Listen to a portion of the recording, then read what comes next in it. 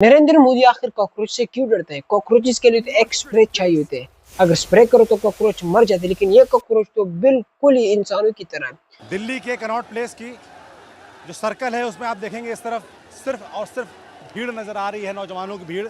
इस तरफ आपको भीड़ नजर आ रही है, पीछे सुधांशु गांव में दिखा। हिंदुस्तान में तकरीबन एक महीने से कॉकरोच जनता पार्टी का एहतजाज हो रहा है और ये चाहते हैं कि वो लोग रिजाइन दे एजुकेशन मिनिस्टर धर्मेंद्र प्रधान से।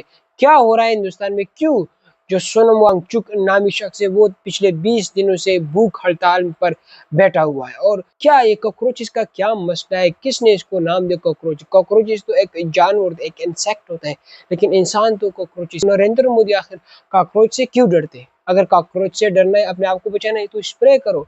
और उन्होंने स्प्रे भी किया, लाठी चार्ज भी किया। आइए आज की इस वीडियो में जानने की कोशिश करते हैं कि क्या हो रहा है हिंदुस्तान में और क्यों कॉकरोचेस बाहर सड़कों पर बैठे हुए एहतजाज करते हैं। खुशामदीद मेरे अजीजों। हिंदुस्तान में पिछले एक हफ्ते से दारुल हुकूमत दिल्ली में एहतजाज हो रहा है कॉकरोच जनता पार्टी और इंजीनियर सोनम वांगचुक की तरफ से। सोनम वांगचुक का अगर तारुफ में कराओ तो ये लद्दाख के इलाके से ताल्लुक़ रखता है। ये एक इंजीनियर है, इसने पास में भी बहुत से मुद्दे उठाए हुए हैं आवाम के। सोनम वांगचुक पिछले एक महीने 20 दिनों से भूख हड़ताल पर बैठा हुआ है, तब तक जब तक इनके मांगे पूरे न किए जाए। इनके मांगे क्या है और कॉकरोच जनता पार्टी के मांगे क्या है? कॉकरोच जनता पार्टी के हम बैकग्राउंड को समझते हैं। हिंदुस्तान के chief justice of supreme court ने एक स्टेटमेंट दिया था कि हिंदुस्तान के जितने भी बेरोजगार नौजवान, हिंदुस्तान के जितने भी बेरोजगार नौजवान हैं, यानी जो काम नहीं करते और सारा दिन फोन पर गुजारते हैं, रील्स स्क्रॉल करते हैं और फेसबुक देखते, यूट्यूब देखते, ये सारे कॉकरोचेस हैं। यानी उसने अपने नौजवानों को कॉकरोचेस से मुशाबिहा किया। इस पर हिंदुस्तान के नौजवान बहुत गुस्सा हो गए कि किस तरह आपने हमें कॉकरोचेस का नाम दिया। कॉकरोच एक गंदा कीड़ा होता है, एक गंदा इंसेक्ट होता है, किस तरह आपने हमें कॉकरोच से मुशाबियत की। तो अमेरिका में एक बंदा बैठा हुआ, उसने ऑनलाइन एक पॉलिटिकल पार्टी बनाई, रजिस्टर की इलेक्शन कमीशन ऑफ हिंदुस्तान के साथ, और उसने उसका नाम रख दिया कॉकरोच जनता पार्टी CJP, और उसका फाउंडर है अभिजीत तिपके। ये बंदा अमेरिका में बैठकर एक पॉलिटिकल पार्टी बना दिया और रातों रात उस पार्टी के इंस्टाग्राम के फॉलोवर 1 मिलियन से 2 मिलियन, 2 से 8 मिलियन, 8 से 20 मिलियन और यूं अब 25-23 मिलियन तक पहुंच चुकी है। जब इन्होंने कॉकरोच जनता पार्टी बनाई तो इनके बहुत सारे सोशल हैंडल उसको बंद कर दिया, बैन कर दिया हिंदुस्तान के हुकूमत की तरफ से। यानी जो ट्विटर का उनका अकाउंट है वो भी बैन कर दिया गया, फेसबुक का भी अकाउंट बैन कर दिया और सिर्फ इंस्टाग्राम का अकाउंट रह गया। इनको इतना सपोर्ट मिल गया इस पार्टी में। ये पार्टी सारे कॉकरोचेस के लिए, यानी सारे नौजवान हिंद के लिए, क्योंकि चीफ जस्टिस ऑफ हिंदुस्तान ने इसको कॉकरोच से मुशाबियत की थी, क्योंकि उसने एक थंस किया था, एक ये सिर्फ खाते हैं और बाथरूम जाते हैं और सिर्फ मोबाइल देखते। तो कॉकरोचेस का काम भी तो ये होता है कि वो वैसे ही लेटे होते, कोई काम धंधा करता नहीं है, अपने मुल्क के लिए कुछ करते नहीं है। तो इस वजह से जब इन्होंने हिंदुस्तान के नौजवान के लिए ये लफ्ज़ इस्तेमाल किया तो उन्होंने अपने जो कंसर्न है वो रेज कर दिए कि हमें आप कॉकरोचेस बताते हो तो हमारे भी कुछ मसाइल है, इसलिए हम कॉकरोचेस बने हुए। हिंदुस्तान के बेशतर नौजवान कहते हैं कि हमारे पास डिग्री है, हमारे पास सब कुछ है, हमने पढ़ाई मुकम्मल की है, लेकिन जॉब नहीं है हिंदुस्तान में। हम जब डॉक्टर के जॉब के लिए जाते हैं तो फलां 10-10 जगहों से होकर आते हैं, तब जॉब नहीं मिलती। दूसरी जानब अगर देखें तो हिंदुस्तान में तकरीबन 140 करोड़ आबादी है, और इस 140 करोड़ आबादी में कितने गरीब है ये स्टेटमेंट आप ज़रा देख लें। तो इसी वजह से ये सारे जो कॉकरोचेस है, इन्होंने एक ऐलान किया कि हम जो एजुकेशन मिनिस्टर है धर्मेंद्र प्रधान, उससे हम इस्तीफा देंगे। क्यों इसने अचानक ही एजुकेशन मिनिस्टर को हाथ डाला? क्योंकि education is the main power of the people. जो तालीम होता है ना, तालीम वो शऊर देता है, तालीम आपके आंखें खोल देता है। न कि हमारे वज़ीर आला पंजाब वो कहते कि तालीम से आपका, शऊर से आपका पेट तो नहीं भरता। ये इतने जाहिल हैं। सॉरी, इस टॉपिक को हम छोड़ते हैं और हम हिंदुस्तान की तरफ आते हैं। जब इन्होंने ये ऐलान किया कि हम एजुकेशन मिनिस्टर धर्मेंद्र प्रधान से ये मुतालबा कर रहे हैं कि आप इस्तीफा दें। क्यों भाई, हेल्थ मिनिस्टर भी वहाँ पर है, खारजा वजीर भी वहाँ पर है, वजीर दाखिला भी वहाँ पर है, डिफेंस मिनिस्टर भी वहाँ पर। क्यों इन्होंने डायरेक्ट एजुकेशन मिनिस्टर की तरफ हाथ बढ़ाया और उन्होंने ये मुतालबा किया कॉकरोच ने कि हम इससे इस्तीफा लेंगे? क्योंकि हिंदुस्तान में एक एग्ज़ाम होता है जिसका नाम होता है नीट। ये 12वीं जब बंदा पास करता है तो उसके बाद ये देता है। नीट में क्या होता है कि आप डॉक्टर्स के लिए प्रिपरेशन करते हो, आप इंजीनियर्स के लिए, आप साइंटिस्ट के लिए, आप जो भी चाहते हो आप नीट में कर सकते हो। और ये बहुत टफ एग्ज़ाम होता है, ये हर कोई नहीं दे सकता, हर कोई ये एग्ज़ाम पास नहीं कर सकता। नीट एग्ज़ाम इतना टफ एग्ज़ाम है कि लोग अपने जाने गंवाते थे जब इनको फेल करते। जब नीट एग्ज़ाम का वक्त आया तो नीट के जो पेपर्स है वो पहले से ही लीक हो चुके।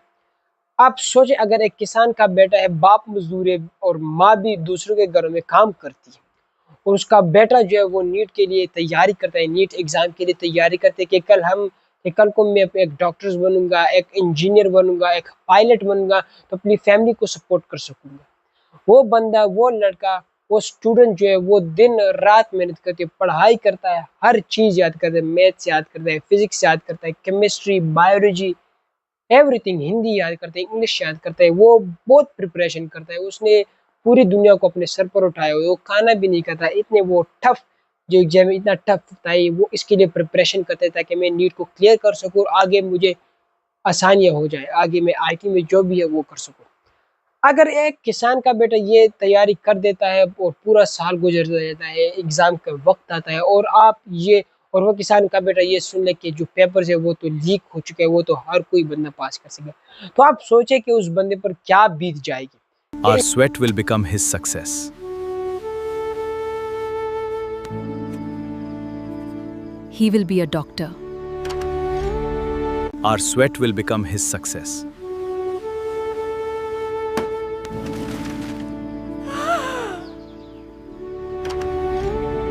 कि इस बंदे ने, बेचारे ने पूरे 1 साल लगातार मेहनत किया, दिन रात एक किया, अपने बूढ़े माँ बाप को जो पैसे वो अपने आप पर लगाए, किताबें खरीदे, कोचिज़ ज्वाइन की, एकेडमीज़ ज्वाइन की, किसके लिए? एक नीट के एग्ज़ाम के लिए। और अगर ये बंदा एक वेल एजुकेटेड लायक बंदा हो, यानी टैलेंटेड बच्चा हो, स्टूडेंट हो, और ये पास कर सकता है, इसमें वो पोटेंशियल होता है कि मैं नकल के विदाउट भी मैं पास कर सकता हूँ, यानी चोरी के बगैर भी मैं पेपर पास कर सकता हूँ। और जो नालायक स्टूडेंट होता है वो, उसने कोई प्रिपरेशन नहीं की और वो उस पर्चे को पास करे, तो आप सोच लेना जो नालायक बच्चा होता है वो उस पेपर को पास करेगा और वो आगे नीट में जाएगा, वो आगे नीट का एग्ज़ाम क्लियर करेगा, और जो लायक स्टूडेंट वो फेल हो जाएगा। तो कितना असर हो जाएगा, कितना मेंटली वो डिस्टर्ब हो जाएगा वो स्टूडेंट। और ज़ाहिर है इसमें बनता भी है कि आप मेंटली डिस्टर्ब हो जाओ, आप वो कदम उठाओ जो आपके सरकार, आपके दीन नहीं देता, आपके मज़हब नहीं देता।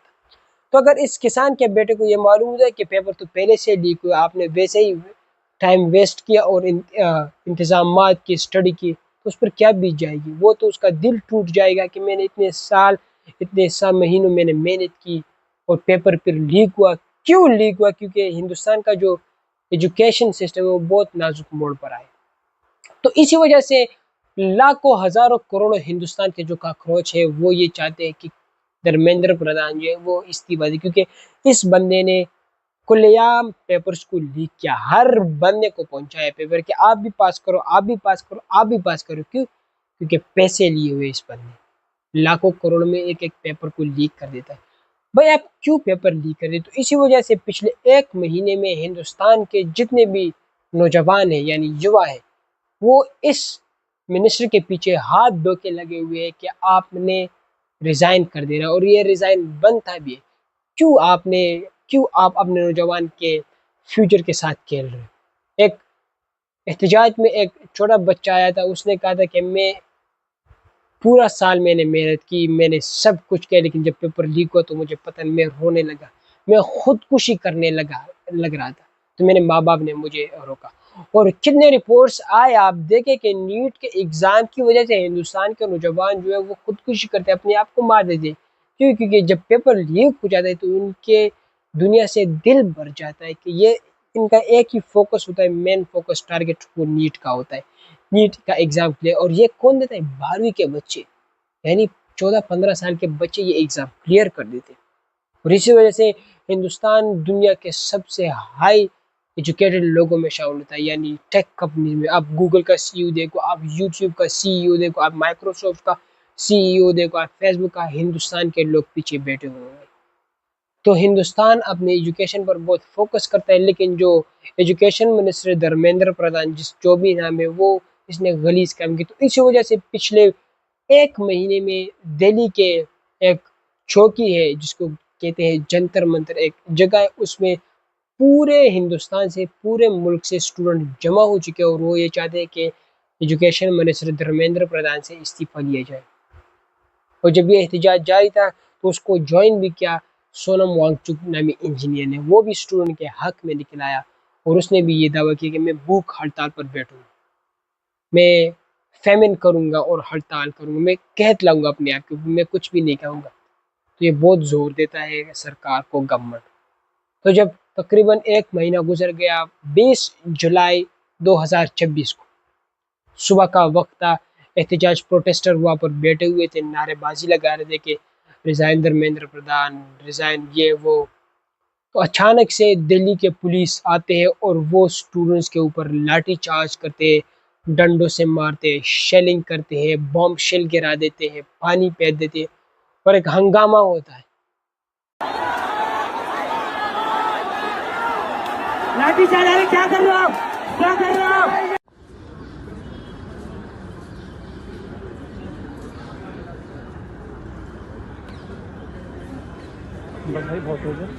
इतने सख्त विजुअल आ रहे थे कि छोटे छोटे बच्चे जो है ना वो भी रोने लगते हैं, डंडे से मार रहे होते पुलिस। खवातीन को भी ये नहीं छोड़ते, बुजुर्गों को भी ये नहीं छोड़ते और स्टूडेंट्स को भी ये नहीं छोड़ते। इन्होंने डायरेक्ट राइफल पकड़ी हुई है कि डायरेक्ट हम शूट करेंगे, शूट ऑर्डर इसको मिल जाता है। तो किस तरह आपके इदारे आपके ऊपर ये शूट ऑर्डर करते हैं? आपका हक है कि आप अपना राइट हासिल करो अपनी सरकार से। जब इन पर लाठी, जब बदतरीन बम शेल गिरा देते, ये समझते अपने स्टूडेंट को कि ये एक दहशतगर्द टेररिस्ट, हालांकि वो अपने हक के लिए पीसफुल प्रोटेस्ट करते। आपने इस पूरे दिन में कभी सुना होगा कि हिंदुस्तान के कॉकरोचेज ने वायलेशन किया सरकार की, लॉ खराब किया? ये कुछ भी नहीं। ये लोग एक एक जगह पर बैठे और सिर्फ नाराबाजी लगाते, लेकिन सरकार को इतना जोर मिल गया कि उन्होंने बॉम्ब शेल की तरफ हाथ उठाया। अब मोदी जो है, मोदी की पार्टी जो है Bharatiya Janata party, BJP, Modi RSS का मेंबर है। आरएसएस के वीडियो मैंने बनाई है, ये वीडियो, इस पर मैंने डिटेल से बताई कि आरएसएस क्या है। आरएसएस सिर्फ हिंदू के लिए बना है कि हिंदुइज्म को कंट्रोल करो, हिंदुइज्म खतरे में है, मुसलमान हिंदुइज्म के खतरे का वजह है क्रिश्चियन, ये वो। आरएसएस का मेंबर है मोदी। मोदी ने, एक जालिम बंदा है मोदी। 2002 में गुजरात में भी इन्होंने मुसलमान पर एक वाहियात एक हमला कर दिया और इसने बहुत सारे मुसलमान को वहाँ पर शहीद कर दिया गया। तो मोदी के आने से के बाद 2014 में हिंदुस्तान का रुख बिल्कुल बदल गया। कुछ रिपोर्ट्स के मुताबिक कि हिंदुस्तान एक तरक्की के राह पर गामजन हो गया। कुछ लोग कहते हैं कि मोदी के आने के बाद हिंदुस्तान का जो बेड़ा है वो गर्क हो गया। मोदी का पार्टी जो है भारतीय जनता पार्टी, वो एक मजहबी पार्टी है। जब भी वोटर्स आते हैं, इलेक्शन करीब आते हैं, तो मोदी जो है ना वो मजहबी टच देता है अपने इलेक्शन के रैलीज के दौरान। यानी अगर आप देखें तो 2024 के जब इलेक्शन हो रहे थे तो उससे पहले मोदी ने राम मंदिर का इनॉग्रेशन कर दिया अयोध्या में। ये वो राम मंदिर है जब 1992 में इस पर एक मस्जिद था और इन्होंने उस मस्जिद को गिराया। क्यों? क्योंकि ये कह रहे थे कि हजारों साल पहले यहाँ पर मंदिर था और मुसलमानों ने गिराया था। बाबरी मस्जिद का नाम था उस मस्जिद का। इन्होंने बाबरी मस्जिद को गिराया 1992 में और फिर कोर्ट ऑर्डर 2019 में गया कि इस पर हम एक मंदिर बनाएंगे। फिर कंस्ट्रक्शन शुरू हुई और 2024 के आखिर में 2024 में इन्होंने इनॉग्रेशन कर दिया। तो आप सोचे कि मोदी कितना शातिर बंदा है। इलेक्शन 2024 में हुए हिंदुस्तान में, जब इसने हिंदू के लिए, हिंदू देखिए, जो हिंदुस्तान के हिंदू होते हैं ना, उसके आंखों पर पट्टी लगी होती है। जो मोदी कहता है वो करते, क्योंकि ये अनएजुकेटेड है, ये तहकीक नहीं करते। कि अगर मोदी ने ये बात कही है कि हिंदू खतरे में, तो हम एक तहकीक करें ना कि क्यों मोदी खतरे में, सॉरी हिंदू खतरे में। हम कुछ नॉलेज हासिल करें, हम कुछ रिसर्च करें कि क्यों हिंदू खतरे में। लेकिन ये लोग नहीं, ये इतने बगैरत लोग हैं जो भारतीय जनता पार्टी के सपोर्टर के, उनके हाथ आंखों पर पट्टी लगी होती है, जो मोदी कहता है वो करते हैं ये लोग। तो मोदी ने इनके लिए राम मंदिर को इनॉग्रेशन कर दिया, तो मोदी ने और वोट रैली में कहा कि अब वोट किसका, बीजेपी का। तो यहाँ पर भी उसने मजहब का टच दिया, उसने भी रिलीजन को एक साथ कर दिया ताकि मैं लोगों के सेंटिमेंट के साथ खेल सकूँ, लोगों के फीलिंग के साथ खेल सकूँ। तो ये बंदा हमारे पाकिस्तान के फजलुर रहमान की तरह है। फजलुर रहमान भी जब सियासत करता है तो वो मजहबी टच देता है, वो भी जब इलेक्शन होता है तो वो मदरसे के बच्चों को रखला देता है, वो जो भी करता है। मोदी और फजलुर रहमान एक जैसे हैं इलेक्शन के माइंड सेट के मुताबिक। फजलुर रहमान भी मजहबी टच देता है, मोदी भी मजहबी टच देता है। तो मोदी से ये गवारा नहीं समझा कि उसके जो एजुकेशन मिनिस्टर है वो उसको कहे कि आप रिजाइन करो। उसने बजाय रिजाइन करने के लिए उसने बच्चों के ऊपर लाठी चार्ज कर दिया, उसने स्टूडेंट्स को मारा। कई रिपोर्ट्स के मुताबिक कि कुछ लोग मर चुके हैं। और हिंदुस्तान का जो मीडिया है वो फ्रीडम ऑफ स्पीच है उसके पास, ना कि हमारी तरफ। वो सारा कुछ कवरेज कर रही थी, हर कोई, हर बंदा, चाहे छोटा अकाउंट हो बड़ा मीडिया। हाँ, लेकिन जो हिंदुस्तान का main stream media, electronic media है, वो इसको कवर नहीं कर रही थी, क्योंकि उसको कहा जाता है गोदी मीडिया समटाइम, क्योंकि वो मोदी के कंट्रोल में है। और वो ये बजाय कि वो कंडेम करे इसकी, वो ये कह रहे थे कि हिंदुस्तान के जो स्टूडेंट्स हैं वो पुलिस को मार रही थी, वो इदारों को हाथ में ले रही थी। ये पाकिस्तानी मीडिया की तरफ है। और कुछ बगैरत नालायक सहाफ़ी पाकिस्तान के अपने आप को सहाफ़ी कहते हैं, उनके ट्वीट्स आप ज़रा देखिए। ये पेशताल सहाफ़ी है, फहाद हुसैन है, बहुत कुछ सहाफ़ी है। वो कह रहे थे कि मोदी के सरकार तो बच्चों के पीछे लगी हुई है, वो उनको फ्रीडम ऑफ स्पीच, उसको राइट नहीं दे रहे कि आप एहतजाज करो। हम ये वो कह रहे थे पाकिस्तानी सहाफ़ी कि हम स्टूडेंट के साथ है कि आप मोदी की सरकार को उल्टा कर दो। ये इतने बगैरत है कि ये हिंदुस्तान के नौजवान के लिए आवाज़ उठाते, लेकिन ये लोग नहीं देते कि 26 नवंबर 2026 को जब सारा पाकिस्तान निकला हुआ था और पाकिस्तान के इदारों ने, फौज ने, आर्मी ने पाकिस्तान के लोगों पर बमबारी की, हिंदुस्तान तो अब भी एक हाथ पीछे है। वो तो सिर्फ बम शेल गिराते, डंडे से मारते, हमारे वाले तो डायरेक्ट बुलेट करते। 20-25 शहीद हो चुके थे 26 नवंबर 2026 को। और ये लोग अब ये भी कह रहे हैं कि पाकिस्तान और हिंदुस्तान के डेमोन्स्ट्रेट में बहुत सारा फ़र्क है, क्योंकि पाकिस्तानी वायलेशन करते हैं और हिंदुस्तानी पीसफुल रहते हैं। आप मुझे बताओ कि किधर पाकिस्तान की जब से प्रोटेस्ट हो रही थी, किस दिन और कौन सी जगह और पाकिस्तान के प्रोटेस्टर ने वायलेशन की, बताओ हमें। वायलेशन इनको कहते हैं कि जब 26 नवंबर की रात थी तो इस्लामाबाद की पुलिस ने आया और पाकिस्तान के प्रोटेस्टर के ऊपर इतना अंधाधुंध फायरिंग की कि क़यामत के दिन वो कोई नहीं बोल सकता, वो कसम में भी नहीं हुआ। इतना सख्त तरीन बुलेट्स गिरा और लोगों को शहीद। ये इन्होंने ये भी गवारा नहीं समझा कि हम जख्मी करेंगे, नहीं, ये डायरेक्ट पाकिस्तान के डेमोन्स्ट्रेटर के ऊपर इन्होंने फायरिंग की, पाकिस्तान के हुकाम ने, और उसको मार गिरा। और जब सुबह हुई थी तो डी चौक सारा साफ हुआ था, क्योंकि मोहसिन नकवी वज़ीर दाखिला था, उसने कहा था कि ये मैं सिर्फ 5 मिनट का काम है ये सारा। हाँ, क्यों? क्योंकि आपके पास अगर बंदूक हो, मेरे पास कुछ, मैं खाली हाथ हूँ, तो फिर आपके हाथ में क्या, आप जो कर से वो करोगे। अब ये जो पाकिस्तान के बगैरत साहब ये कह रहे हैं कि मोदी तो, हिंदुस्तान तो एक बड़ी डेमोक्रेटिक कंट्री है, जमहूरी, सबसे बड़ी जमहूरियत कंट्री, वो किस तरह कर रही है। वो बगैर तो अपने लिए आवाज़ उठाओ। पिछले 45 दिनों से कश्मीर में एहतजाज हो रहे, कश्मीर का हक नहीं दे रहे। ये लोग कश्मीर को प्रोपेगेंडा करार देती है कि ये हिंदुस्तान के सपोर्ट रहे। पिछले 15 दिनों से बलूचिस्तान में एहतजाज शुरू है, किसके लिए? वो भी वर्दी वालों के लिए एहतजाज शुरू, पुलिस के लिए एहतजाज शुरू, न कि सिविलियंस के लिए। सिविलियंस को तो आप कीड़े मकोड़ों की तरह देखते हो। बलूचिस्तान में एहतजाज है, कश्मीर में एहतजाज है, कश्मीर के लिए आवाज़ नहीं उठाती ये लोग बगैरत। और ये हिंदुस्तान की इनकी बड़ी बड़ी, क्योंकि ये समझते हैं कि हिंदुस्तान ही सब कुछ है इसके लिए। क्योंकि जो नवाज शरीफ के सपोर्टर है वो तो अब मोदी को अपना भाई मानते हैं। 2015 में without any visa Modi was invited bye Nawaz Sharif grandson wedding in Lahore without any visa.